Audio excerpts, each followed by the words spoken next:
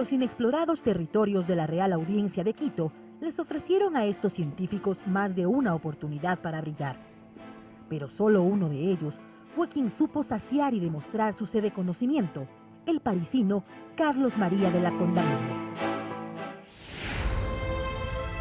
Militar de profesión, cultivó sus estudios en matemática y geografía, por lo que la Academia de Ciencias de París lo seleccionó como parte del equipo para viajar a la línea ecuatorial. Y más allá de haber determinado la verdadera forma de la Tierra, a su vuelta publicó otros importantes hallazgos de su viaje a la América Meridional. Uno lo sorprendió en plena Amazonía, mientras se abría paso por la tupida selva. Era el caucho. A medida que iban picando diversa cantidad de árboles, se encontraron con el árbol de caucho, que cuando lo picaron, el árbol emitió látex. Entonces esto es lo que le llamó la atención a la Condamine, porque era un líquido blanco y con el pasar del tiempo, este se fue haciendo sólido y tenía la característica de la elasticidad. Entonces esta elasticidad le llamó mucho la atención y esto es lo que él envió para Francia, comunicando ese hallazgo que había tenido. El caucho natural tiene la característica, tiene la ventaja de ser impermeable, de ser aislante. Como ya las primeras semillas fueron enviadas para los países asiáticos, estos ya comenzaron a desarrollar plantaciones comerciales. Y al pasar al siglo XIX, ya las plantaciones se habían desarrollado de forma comercial y ahí es donde ya aparece la mayor producción de caucho generada por los países asiáticos, en este caso Tailandia, Indonesia y Malasia. Esa misma selva, que le quitaba fuerza a cada paso, le mostró la cinchona, que si bien era conocida por sus efectos medicinales, la Condamine supo que de todas sus variedades, una era la más efectiva.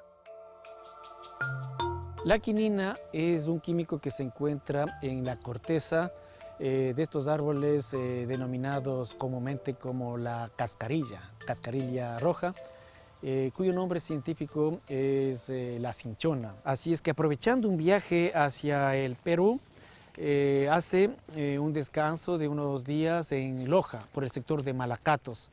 Y es ahí donde se puso en contacto con gente nativa y le explicaron sobre las bondades de este árbol. Esos datos fue muy importante para que Condamine posteriormente escribiera un ensayo sobre la cascarilla. La planta o el árbol más efectivo es aquella que tiene la corteza de una coloración rojiza y por ende amarga.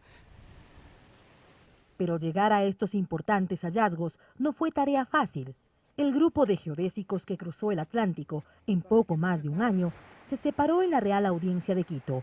La Condamine decidió seguir solo y se adentró por Esmeraldas. Los viajes interoceánicos transatlánticos eran bien peligrosos, no todos que se embarcaban llegaban o algunos que se embarcaban se enfermaban. Entonces ya el viaje es una cosa sorprendente. La Condamine estaba solo, excepto por las tarántulas, las serpientes, los mosquitos y otros habitantes propios de esta región tropical.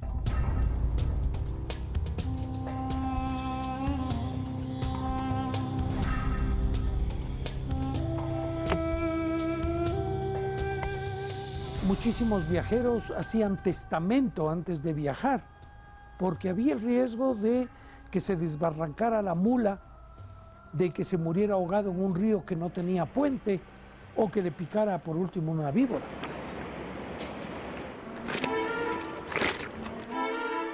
Hambriento, agobiado por el calor y la fiebre, el matemático naturalista jamás se imaginó un clima tan hostil, que en más de una ocasión lo hizo desfallecer. Y mientras la Condamine intentaba cruzar a la Sierra Ecuatorial, el resto de expedicionarios llegó a Quito. Por supuesto, la presencia de los franceses no pasó desapercibida en la colonial y franciscana capital. Ver llegar a estos franceses seguramente También los atuendos, las camisas de encajes, las pelucas, los zapatos con taco y todo lo demás que tenían los franceses de ese tiempo, y eran todos obviamente gente de la ciudad, entonces eso debe haber habido o hecho un impacto bastante fuerte. La Condamine cuenta que Luis Godán, jefe de la expedición, malgastó los fondos del viaje, poniendo en riesgo incluso la misión. Para fortuna de los científicos, la Condamine al llegar a Quito consiguió que el viaje pueda solventarse. Pero ¿cómo era esa ciudad que los albergaría? Quito era una ciudad muy pequeña, pero en cambio la ciudad tenía un buen equipamiento en cuanto a casas, no eran lujosas, pero eran casas prácticas, tenía un buen clima, el Valle de los Chillos era el granero de Quito, el trigo, la harina que se molía en los molinos en Quito, el ganado.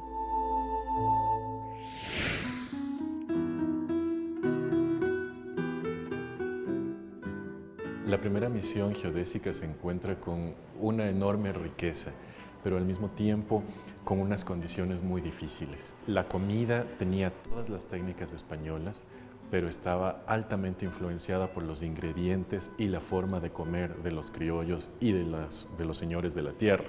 Las hierbas quiteñas, los pescados, los mariscos, los insectos que comían los quiteños en esa época, pero al mismo tiempo con esta mezcla española, con el uso de alcaparras, el uso de aceitunas en botija, el uso del vinagre, el quieble, que le llamaban. Cuando el orito, por ejemplo, se ponía demasiado maduro, se dejaba destilar, como se sigue haciendo hasta ahora en las tierras de Manabí, se dejaba destilar y formaba este vinagre de orito.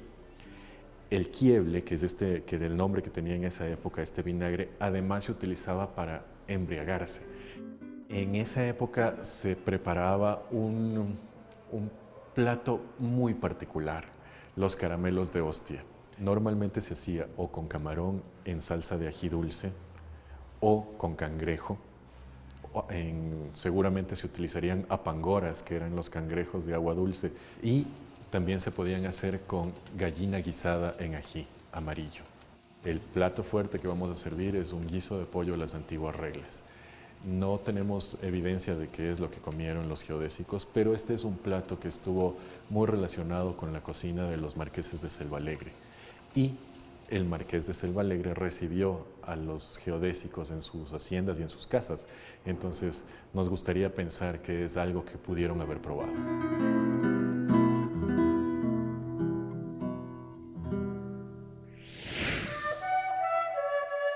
Quienes al llegar a Quito no esperaron para comenzar con sus informes fueron los españoles Jorge Juan y Antonio de Ulloa. Y todo aquello que vieron se publicó en varios tomos de un solo título, Las Noticias Secretas de la América Meridional.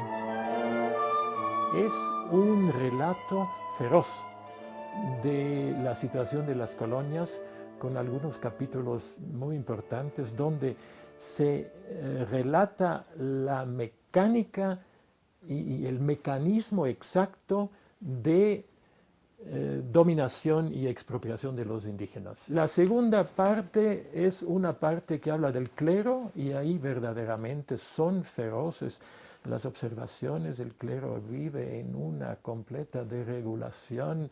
No hay, dicen por ejemplo que cuando abren boca uno se espanta por lo que dicen, y la única cosa que quieren es enriquecerse a costas de los cristianos que son sus fieles o sus feligreses. Fue tan fuerte aquello que contaron que difícilmente se pudo publicar en España, pero sí en Londres. A Inglaterra le interesaba, obviamente, la independencia de América, porque eso era abrir un mercado inmenso de una población muy grande al mercado inglés.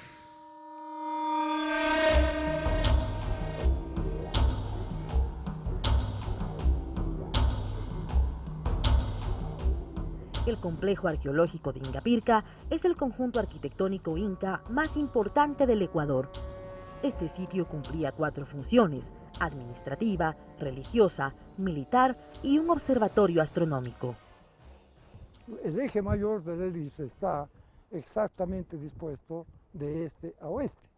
Es decir, el oeste es acá, el este es acá, Y siendo así, no hace sino traducir la importancia que tenía el sol para el Inca, pero no era únicamente un dios que había creado el universo, sino un dios que permitía que cambien las estaciones, que favorecía los mantos de vegetación propicios para la subsistencia humana, determinaba la época de siembras, de cosechas, etc. De ahí que la fiesta mayor de los incas es el Inti Raymi, es decir, la fiesta al sol. El doctor Napoleón Almeida Durán estudió arqueología en la Universidad de la Sorbona en París. En 1975 trabajó en la misión científica española que vino a estudiar y redescubrir varios muros de Ingapirca, basándose en los mapas que había trazado la Condamine. Los del 18, los más importantes planos levantados, fueron justamente de 3 miembros de la misión geodésica francesa. Los 2 marinos españoles, Jorge Juan y Antonio de Ulloa, habían venido acá y levantado un plano. Y el otro, Charles-Marie de la Condamine. Cuando verificaron sobre la veracidad de la información de los croquis, se dieron cuenta los españoles de la misión científica española en 1975 que el croquis levantado por la Condamine era el más preciso. La misión científica española trataba de ampliar el sector monumental porque hasta 1975 no teníamos sino el elipse y el pequeño conjunto ubicado inmediatamente al sur del elipse, en donde están los muros un poco altos, y era todo. No había Piraloma y no había tampoco este sector que se llama la Condamine. La Condamine se sorprendió de la belleza de Ingapirca, pero en su diario mencionó que este sitio arqueológico había sido saqueado. Hay construcciones, hasta en el Cantón Cañar, con piedras, con sillares que provienen de aquí, de las construcciones de los incas de Ingapirca. Todo hacendado, en aquella época en la que el régimen hacendario estuvo vigente, llevaba piedras de Ingapirca para diferentes menesteres. La población no tenía conciencia aún, y nadie mismo, patrimonial, por tanto, no era un delito, además, el hecho de destruir el patrimonio. Únicamente en 1979, cuando se promulga la ley que todavía está vigente sobre patrimonio cultural, hay una acción punitiva para quienes depredan el patrimonio, pero antes no. Ingapirca hoy luce majestuoso. Este patrimonio está bien resguardado y permanece como una huella de distintas épocas de la historia de nuestro país.